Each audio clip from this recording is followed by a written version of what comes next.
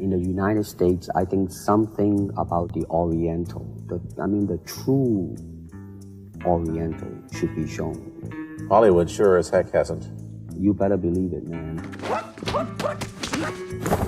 You gotta put the whole hip into it and snap it and get all your energy into it and make this into a weapon. People are saying, well, he never said he could beat up Muhammad Ali. Yeah, he did.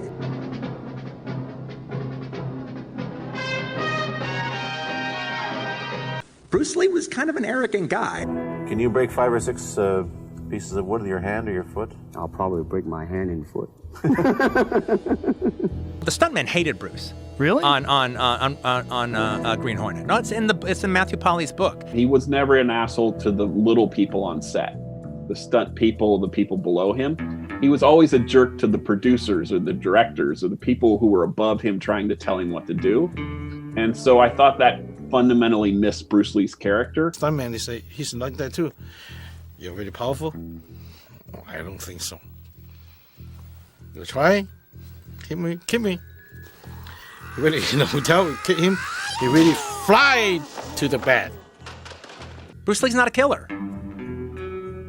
Bruce Lee's never really let loose on anybody. He's always had to keep it together in a martial arts tournament kind of way. If he's actually facing a guy who could actually kill him, it's a different story. But my hands are registered as lethal weapons. When you're talking about fighting as it is, with no rules. Not real fighting. Well then, baby, you better train every part of your body. In your prime versus Bruce Lee, who would win? Bruce Lee. His philosophy is like the ultimate warrior philosophy. Now, water can flow, or it can crash.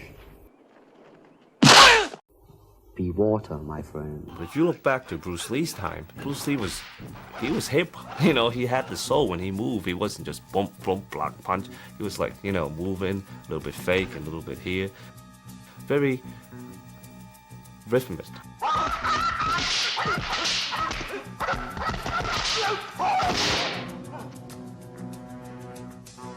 And I think a lot of Hong Kong guys, after Bruce Lee passed away, didn't really captivate that. They look at Bruce Lee, oh, it's great, but then they try to copy his very surface movement, like the nose, the scream.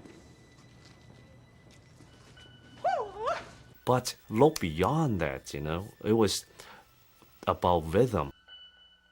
It was about tempo, the way he shuffled, the way he moved, the way that made very unique to the eyes. That's why Bruce Lee is so great. One of the very few iconic Asian macho characters. And you have your white character sort of humiliate them.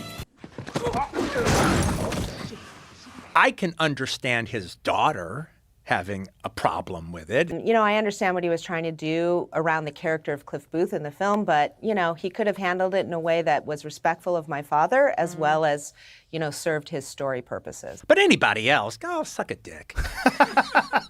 Why are you taking these icons, these badass icons, and doing that? To bolster your lead.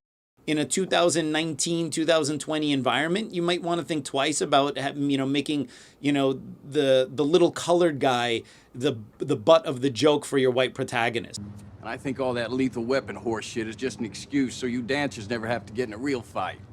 My feeling when I saw it is that it's white supremacy shitting on other people. The bottom line is, Tarantino is not a Bruce Lee fan.